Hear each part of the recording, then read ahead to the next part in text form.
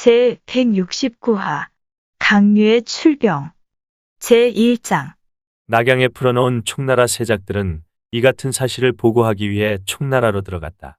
사마수가 조모를 시해하고 조안을 세웠다는 보고를 듣자 강유는 크게 기뻐했다. 내 오늘 위나라를 칠 명분을 얻었구나. 이에 곧 오나라로 편지를 보냈다. 군사를 일으켜 사마수에게 임금을 시해한 죄를 묻자는 내용이었다. 한편 후주에게 아뢰어 군사 15만을 일으키고 수레 수천량을 동원하여 수레마다 나무 상자를 실었다. 그리고 요하와 장익을 선봉장으로 삼아 요하는 좌우곡으로 장익은 낙곡으로 강유 자신은 야곡으로 나아가 기산 앞에서 한데 모이기로 했다. 이에 요하 장익 강유는 각기 군사를 일으켜 세 길로 나누어 기산으로 나아갔다. 이때 등에는 기산 군영에 머물며 군사들을 훈련하고 있다가 촉군이 세 길로 진격해온다는 보고를 받자 장수들을 불러 모아 대책을 의논했다. 그러자 참군 왕관이 먼저 말했다. 제게 계책이 하나 있는데 드러내놓고 말씀드릴 수 없어 글로 써왔으니 장군께서 살펴보시기 바랍니다. 등해가 다가와 왕관이 쓴 글을 읽어보더니 웃었다. 하하하, 절묘한 계책이나 강유를 속이진 못할 것 같소. 그러자 왕관이 말했다. 제가 목숨을 걸고 한번 해보겠습니다. 좋소. 공의 뜻이 그처럼 굳다면 성공할 수도 있을 것이오. 등해는 군사 5천을 뽑아 왕관에게 내주었다. 이에 왕관은 밤을 새워 야곡으로 향하다가 중간에 촉군 선두부대의 척후병과 마주치게 되었다. 그러자 왕관이 외쳤다. 우리는 위나라를 버리고 총나라에 항복하려는 군사이니 그대들 대장에게 보고해달라. 척후병이 이를 알리자 강유는 군사들은 놔두고 그들을 이끌고 온 장수만 데려오라고 명했다. 잠시 후 불려온 왕관이 바닥에 엎드려 절을 올린 뒤에 말했다. 저는 왕경의 조카 왕관입니다. 근자의 사마수가 임금을 시해하고 저희 숙부 일가를 몰살하니 제 원한이 뼈에 사무칩니다. 이제 다행히 장군께서 출병하여 그 죄를 물으신다기에 제 휘하군사 5천을 이끌고 투항하러 왔습니다. 장군의 지휘를 받아 저 간사한 무리를 소탕하여 숙부의 원한을 갚고자 합니다. 강유는 크게 기뻐하며 왕관에게 말했다. 그대가 진심으로 투항해 왔으니 나도 진심을 털어놓아야겠구나. 우리 군은 군량이 부족해 걱정이다. 군량과 말먹이 불이 있기는 한데 현재 서천억 위에 있으니 그대가 기산으로 운반해주면 좋겠다. 나는 지금부터 등에 기산군영을 치러 갈 터인즉. 예, 그리하겠습니다. 왕관은 자신의 계략이 적중한 것에 크게 기뻐하며 흔쾌히 응낙했다. 그러자 강유가 다시 말했다. 군량을 운반하는데 5,000명이 다 필요하지는 아니할 터이니 3,000명만 데려가고 나머지 2,000명은 이곳에 남겨두라. 기산을 치러 가는데 길 안내를 시켜야겠다. 왕관은 강유의 의심을 살까봐 3,000명만 데리고 떠났다. 강유는 부첨에게 투항한 위군 2,000명을 이끌고 출정군을 따라오며 지휘를 받도록 했다. 그때 하우페가 도착했다는 보고가 들어왔다.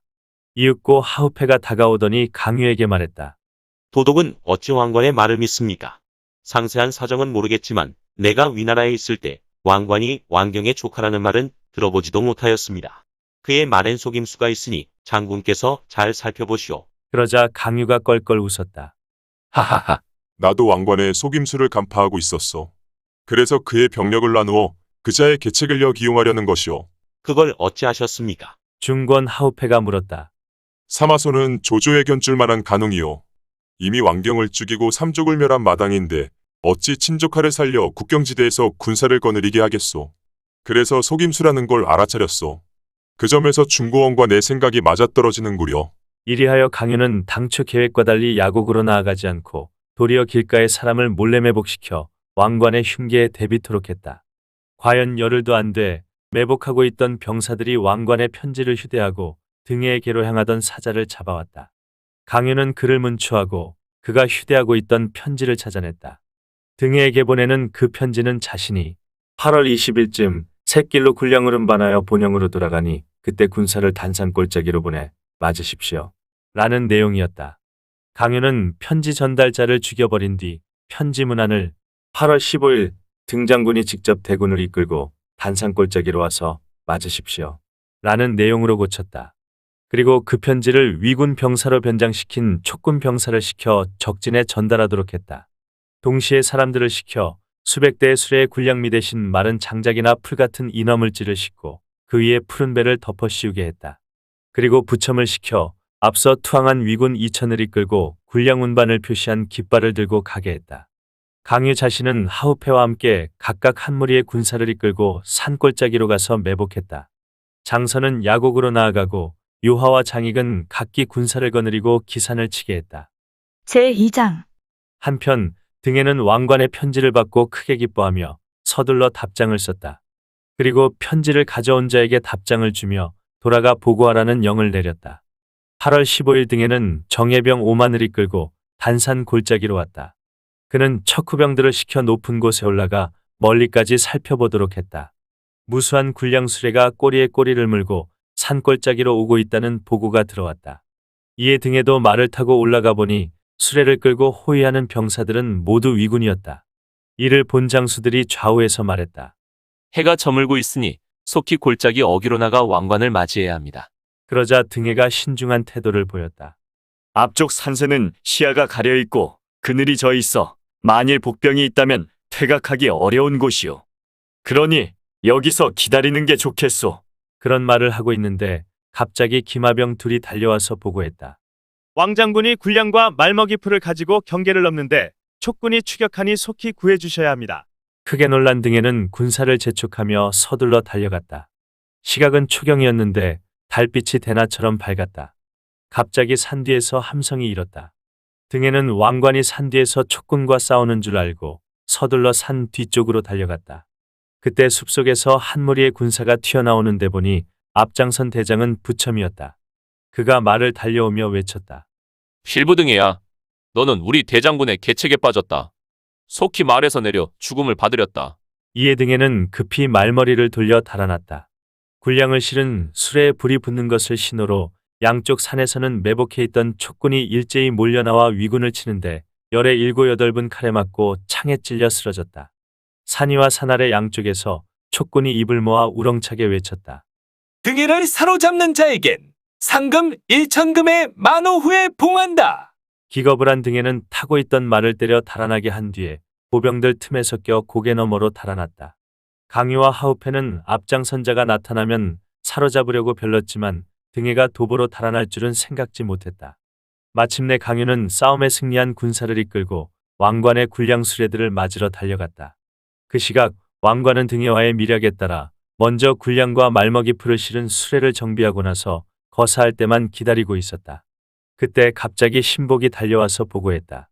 일이 누설되었습니다. 등해 장군은 대피하여 생사를 모릅니다. 뭐야? 누설되었다고? 깜짝 놀란 왕관은 척후병을 보내 알아보게 했다. 곧 정탐하러 나갔던 척후병이 돌아와서 보고했다. 지금 촉군이 세 길로 쳐들어오고 있습니다. 뒤쪽에도 흙먼지가 크게 일어 어디고 빠져나갈 구멍이 없습니다. 그러자 왕관이 좌우에 소리쳤다. 군량 수레를 모두 불질러라. 병사들이 수레에 불을 찌르자 삽시간에 불길이 하늘로 치솟으며 맹렬히 타올랐다. 왕관이 외쳤다. 일이 급하다. 모두 죽을 각오로 싸워라. 그리고는 군사를 휘몰아 서쪽으로 탈출했다. 강유의 군사가 그들을 새 길로 뒤쫓았다. 강유는 왕관이 목숨을 걸고라도 위나라로 달아날 것으로 생각했으나 뜻밖에도 한중으로 달려갔다. 거느린 군사가 적은 왕관은 추격병이 따라붙을까 두려운 나머지 벼랑에 설치한 널빤지길과 각 관문과 길목을 모조리 불태워버렸다. 강유는 한중을 잃게 될까봐 등해를 쫓지 않고 왕관을 추격했다.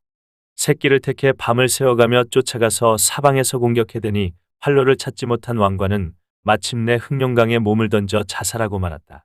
그를 따르던 나머지 군사들도 모두 강유에게 사로잡혀 산채로 생매장되었다. 이렇게 하여 강유는 등해와의 싸움에서 이기기는 했으나 내용적으로는 허다한 군량과 말먹이 풀을 잃은 데다가 벼랑의 널빤지길마저 훼손되는 손해를 입은 가운데 군사를 이끌고 한중으로 돌아가야 했다. 한편 싸움에 진 등에는 패잔병을 이끌고 기산군영으로 돌아오자 조정의 표문을 올려 죄를 청하고 스스로 벼슬을 강등시켰다. 그러나 사마소는 등해가 수차례나 세웠던 큰 공을 감안해 벼슬을 강등시키는 대신에 후한상을 내렸다. 등해는 하사받은 재물을 모두 피해 장병의 가족들에게 나누어 주었다. 사마소는 촉군이 다시 나올까봐 군사 5만을 더 내주며 등해에게 방어일을 맡겼다. 한편 강유는 밤낮 없이 벼랑의 널빤지기를 수리하고 군량과 병기를 정돈했다. 또한 한중의 수로에 있는 선박들을 동원하여 또 다른 출병을 준비하고 있었다. 제3장. 총나라 경효 5년 겨울 10월 대장군 강윤은 출병 준비를 모두 끝내자 후주에게 표문을 올려 아뢰었다. 신이 여러 번 출병하였는데도 아직 큰 공을 세우지 못하였사오나 이미 위나라 사람들의 간담을 서늘하게는 만들었사옵니다. 이제 군사를 양성한 지도 오래되어 싸우지 아니하면 몸이 나태해지고 몸이 나태해지면 병이 생기옵니다. 하물며 지금 병사들은 죽음도 불사할 각오이고 장수들은 명령이 떨어지기만을 기다리고 있사옵니다. 이번에도 이기지 못하면 신은 마땅히 죽을 죄를 받겠나이다. 후주가 표문을 읽고 결정을 내리지 못해 머뭇거리자 초주가 반열에서 빠져나와 대청 한가운데 서서 아뢰었다. 신이 간밤 천문을 살펴보니 우리 한나라와 인연이 있는 별들이 어둡고 밝지 못하였사옵니다. 지금 대장군이 다시 출병하려고 하나 이번 정벌은 몹시 불길하오니 폐하께서 조서를 내려 중단시키소서. 그러자 후주는 이렇게 말했다. 이번 정벌이 어찌 되는지 일단 지켜봅시다. 실패가 있다면 마땅히 그때 중단시키겠소. 초주가 두세 번 만류했으나 후주는 그 말을 듣지 않았다. 이에 집으로 돌아간 그가 탄식을 그치지 않자 그의 아들이 물었다. 아버님, 무슨 일이 있었습니까? 황제는 황제대로 주색에 빠져 국정을 돌보지 아니하시고 신하는 신하대로 이름을 높이기 위하여 멋대로 병력을 손상시키니 한나라의 멸망이 머지않았구나. 그 후 초주는 병을 핑계대고 조정에 나가지 않았다. 한편 강윤은 출병에 앞서 유화에게 물었다. 이번에 출병하여 결단코 중원을 회복하고 싶은데 어디를 먼저 취하면 좋겠어? 해마다 정벌전에 나가니 군사와 백성이 편안치 못합니다. 게다가 위나라에는 지모가 뛰어난 등해가 있는데 결코 얕잡아 볼 수 없는 부류입니다. 그래도 장군이 어려운 일을 굳이 강행하겠다면 이 요한은 따르지 못하겠습니다.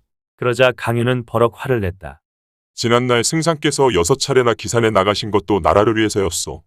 내 이제 8차례나 위나라를 쳤는데 이것이 어찌 나 한 사람을 위한 일이었겠소? 이번에는 마땅히 조양현부터 칠 것이니 나를 거역하는 자가 있으면 목을 베겠소. 그리고는 요하에게 남아서 한중을 지키라 하고 자신은 다른 장수들과 군사 30만을 거느리고 조양현을 취하러 길을 떠났다. 이 모습을 본 서천 입구의 위군 병사는 재빨리 기산군영으로 달려가서 보고했다. 이때 사마망과 병법을 논하고 있던 등에는 보고를 듣자 즉시 다른 척후병을 보내 자세한 정황을 알아오도록 했다. 얼마 후 척후병이 돌아와서 보고했다. 촉군이 모두 조양현으로 향하고 있습니다. 그러자 사마망이 등이에게 물었다. 계략을 잘 쓰는 강유가 조양현을 취하는 척하면서 실은 기산을 취하러 오는 게 아니겠소? 등해가 말했다.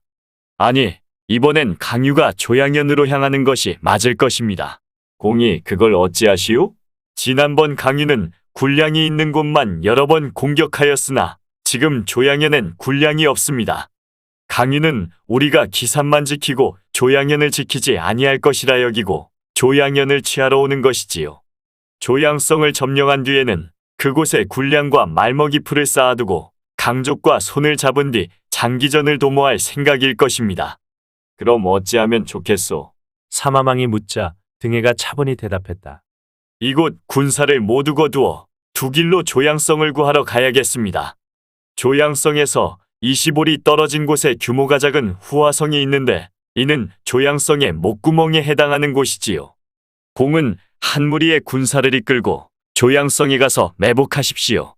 깃발도 눕히고 북소리도 내지 말고 사방의 성문을 모두 열어놓고 이러저러하게만 하십시오. 나는 한 무리의 군사를 이끌고 후화성에 가서 매복하겠습니다. 그러면 우리가 반드시 큰 승리를 거두게 될 것입니다. 계책이 정해지자 두 사람은 계책에 따라 길을 떠났다.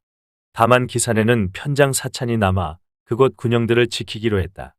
한편 강윤은 하우페를 선봉장으로 삼아 한 무리의 군사를 이끌고 조양성을 치게 했다. 이에 하우페가 군사를 이끌고 조양성 가까이에 이르러 바라보니 성위에는 깃발 하나 보이지 않고 조양성의 사대문도 모두 활짝 열려 있었다. 의심이 든 하우페는 성으로 들어가지 못하고 장수들을 돌아보며 물었다. 아무래도 무슨 속임수가 있는 것 아니오? 장수들이 입을 모아 대답했다. 보이는 것처럼 빈성입니다. 얼마 안 되는 백성들이 대장군께서 이끄는 군사가 온다는 소식을 듣자 모두 성을 버리고 떠난 것입니다. 하우페는 아직 믿겨지지 않았다. 그래서 말을 몰고 직접 성의 남쪽으로 가보니 수많은 주민들이 서북 쪽으로 달아나고 있었다. 하우페는 크게 기뻐하며 말했다. 정말 성이 비었구나. 그리고는 앞장서서 성으로 달려들어가자 나머지 무리도 그를 뒤따랐다. 그런데 철옹성 가까이 이르자 갑자기 포소리가 한 차례 들리더니 성벽 위에서 북소리 나팔소리가 일제히 울리기 시작했다. 그와 동시에 온갖 깃발들이 사방에서 일어서고 해자 위에 조교가 위로 들어올려졌다. 크게 놀란 하우페가 중얼거렸다. 아, 적의 계략에 빠지고 말았구나. 황급히 퇴각하려는데 성 위에서 화살과 돌이 빗발치듯 쏟아지기 시작했다. 하우페는 가련하게도 군사 500과 함께 성벽 밑에서 모두 전사하고 말았는데 그의 죽음을 두고 후세 사람은 이렇게 시로 읊었다. 대담한 강유계책, 뛰어난 것 맞지만 등해가 방비할 줄 누가 알았겠는가. 가련타, 청나라로 넘어온 하우페는 성 밑에서 살맞고 경각에 죽었구나. 제4장. 하우페가 죽자 조양성에서는 사마망의 군사가 쏟아져 나왔다. 그 기세에 밀린 촉군은 대패하여 달아났다. 뒤이어 강유가 구원병을 이끌고 와 사마망을 물리치고 조양성 밑에 군영을 세웠다. 그는 하우페가 화살에 맞아 죽었다는 말을 듣자 탄식하며 슬퍼에 맞이 않았다. 그날 밤 이경, 등에는 한 무리의 군사를 이끌고 후하성을 몰래 빠져나가 촉군 군영을 기습했다. 촉군은 일대 혼란에 빠졌고 강유는 애썼으나 이를 막지 못했다. 성 위에서 북소리 나팔소리가 하늘을 진동하는 가운데 사마망이 군사를 이끌고 달려나와 협공하니 촉군은 크게 패했다. 강유는 좌충우돌하며 죽기 살기로 싸운 끝에 그곳을 벗어나 20여리쯤 떨어진 곳에 군영을 세웠다. 2번이나 패하여 달아난 뒤라 군심이 동요하고 있었다. 이를 본 강유가 장수들에게 말했다. 이기고 지는 것은 병가지상사다. 지금 병사와 장수를 잃었으나 우려할 만한 수준은 아니다. 일의 성공과 실패는 이번 싸움에 달렸으니 모두들 한 마음으로 끝까지 싸우라. 물러가자고 하는 자는 당장 목을 베겠다. 그러자 장익이 진언했다. 위군은 모두 여기 와 있으니 기사는 필시 비어 있을 것입니다. 그러니 장군께서는 군사를 수습하여 등해와 싸우면서 조양성과 후하성을 치십시오. 그 사이 저는 한 무리의 군사를 이끌고 기산을 치겠습니다. 기산을 9군영을 점령하면 위군을 장안까지 몰아낼 수 있으니 이것이 상책입니다. 좋은 계책이다. 강유는 그 말에 따라 장익에게 후군을 이끌고 기산을 치라는 영을 내렸다. 그리고 자신은 군사를 이끌고 후하성으로 가서 싸움을 거니 등해가 군사를 이끌고 나왔다. 양쪽 군사들이 둥글게 진을 치고 맞선 가운데 등해와 강유 두 사람이 달려나와 서로 맞붙었다. 그러나 수십 합을 싸워도 승부가 나지 않자 각기 군사를 거두고 자기 군영으로 돌아갔다. 다음날 강유는 군사를 이끌고 나가 다시 싸움을 걸었으나 등해는 성 안에 군사를 묶어둔 채 밖으로 나오지 않았다. 이에 강유는 병사들을 시켜 온갖 욕설을 퍼부었다. 그러나 후하성의 등해는 꿈쩍도 하지 않으면서 전반적인 사태를 분석해보고 있었다. 촉군은 우리에게 한바탕 크게 패하였는데도 물러서지 아니하고 도리어 날마다 싸움을 걸어오니 이는 필시 군사를 나누어 기산 군영을 치러 갔다는 이야기다. 그곳 군영을 지키는 장수 사차는 군사도 적고 지모도 모자라니 패할 수밖에 없을 것이다. 천상, 내가 구하러 가야겠구나. 그리고는 아들 등충을 불러 분부했다. 너는 주의를 기울여 이곳을 수비하라. 적이 싸움을 걸어와도 그냥 놔두고 함부로 출전치 말라. 나는 오늘 밤 군사를 이끌고 기산을 구하러 갈 것이니라. 그날 밤 이경, 강유는 군영 안에서 계책을 궁리하고 있었다. 그런데 갑자기 군영 밖에서 함성이 땅을 울리고 북소리 나팔소리가 하늘을 흔드는 가운데 누군가 달려들어와서 보고했다. 등해가 정예병 3천을 이끌고 습격해왔습니다. 이에 장수들이 나가 싸우려 하자 강유가 말렸다. 함부로 움직이지 말라. 알고 보니 등해는 군사를 이끌고 촉군 군영 앞까지 와서 주변을 한 바퀴 정찰한 뒤 기회를 엿보아 기산을 구원하러 가려던 참이었다. 아들 등충은 이미 성 안으로 들어간 뒤였다. 강유가 장수들을 불러놓고 말했다. 등해는 우리를 야습하는 척 속이고 필시 기상군영을 구하러 갔을게요. 그리고는 부첨을 불러 분부했다. 그대는 이곳을 수비하되 함부로 적과 싸우지 말라. 부탁을 마친 그는 스스로 군사 3천을 이끌고 장익을 도우러 달려갔다. 이 시각 기산에 도착한 장익이 위군 군영을 공격하자 그곳을 지키던 장수 사차는 병력이 적어 오래 버티지 못했다. 곧 무너지려는 찰나에 갑자기 등해의 군사가 나타나 사태를 반전시켰다. 등해의 군사가 한바탕 닥치는 대로 죽이니 촉군은 크게 패했다.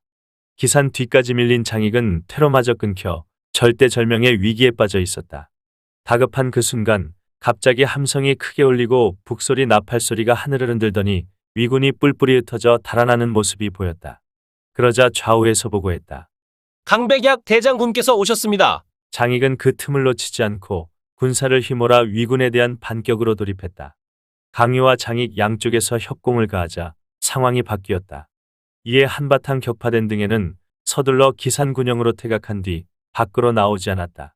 강유가 군사들에게 영을 내렸다. 군영 사방을 에워싸고 공격하라. 그와 함께 촉군은 위군 본영을 맹렬히 공격하기 시작했다. 읽어주는 고품격 삼국지는 다음 화도 계속됩니다. 이번 이야기를 재미있게 읽으셨다면 좋아요와 구독을 눌러주세요. 그리고 작품을 해설하는 프롤로그도 꼭 읽어주세요.